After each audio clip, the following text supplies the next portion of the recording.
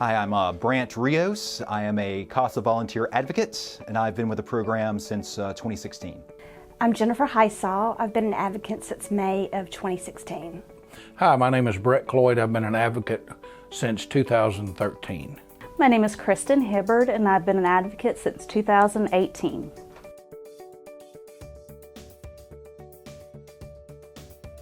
One thing I wish I would have known when I was a new advocate, and something that I really take advantage of now: don't be scared. You have lots of support, you have lots of people there to help you. You're not going to mess up. That's why you have a supervisor.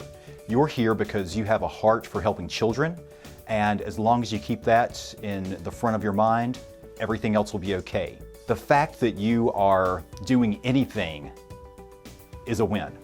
I think when I first started out, I thought that I needed to know everything and, needed to know exactly what to do, but it was more about observing, being present, paying attention to everything, visiting the children, and just relying on my supervisor for what I didn't know. The thing that I've probably learned the most is in dealing with people.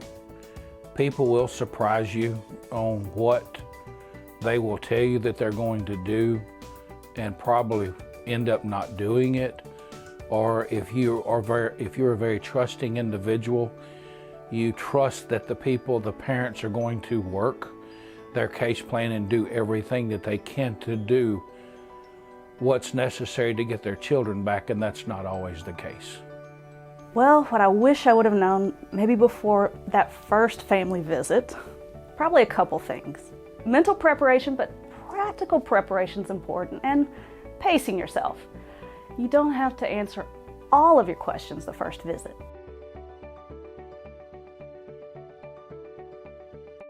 When you start working a case, it's important to, of course, make contact with all the major players. Make sure that you make good friends with the DCFS worker who is on your case.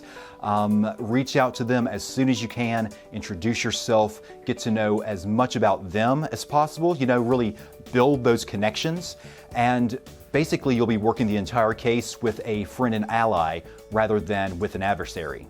So there's a few things when I first get a case. I use the little voice recorder on my cell phone when I leave a visit, just to make notes, because you can't remember everything. Something else that really helps me is I log my notes into Optima as soon as I can. Because if you wait, there have been times when I've waited a few days and you're not going to remember every little thing. And then also what I've actually recently started doing was adjusting my court report as I do my visits.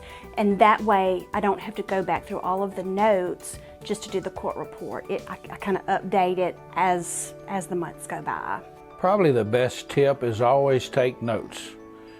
Wherever you are, anytime you have a conversation with somebody pertaining to the case, whether it be the foster parent, whether it be an affiliated party, is always take notes so that you will have them for future references in whatever you may need in advocating for your child. Honestly, I got no tricks. I have no rabbits to pull out of my hat yet. Just practical advice. Don't procrastinate, or else you get that lovely message from your supervisor. Have you seen your kids yet? Your notes are due by, and you realize it's the end of the month and I haven't seen my kids. So don't procrastinate.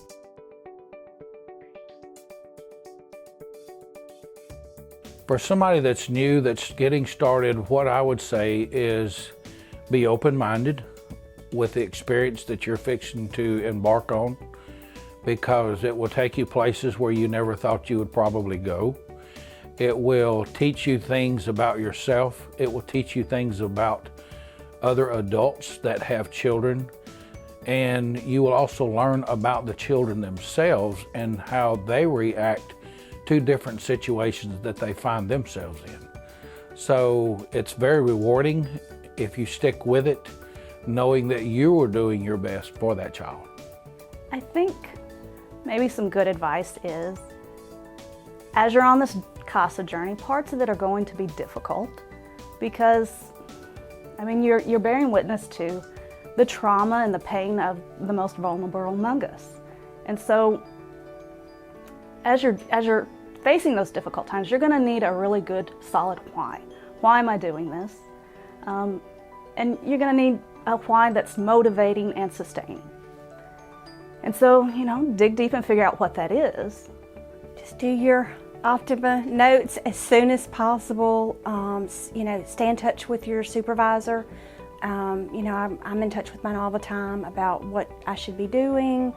And she's also a good shoulder to cry on when I get frustrated or I just need to vent to someone. She's always there. CASA is just such a special organization. The work that we do here, you might not feel along the way that you're having very much of an effect on these children's lives. They might not tell you themselves, they're just children. But you can rest assured that what you're doing has a real benefit. When a recommendation you make in your court report affects a judge's decision, or we see an outcome that's positive, or you are able to advocate for a service that this child needs, you can feel great about that.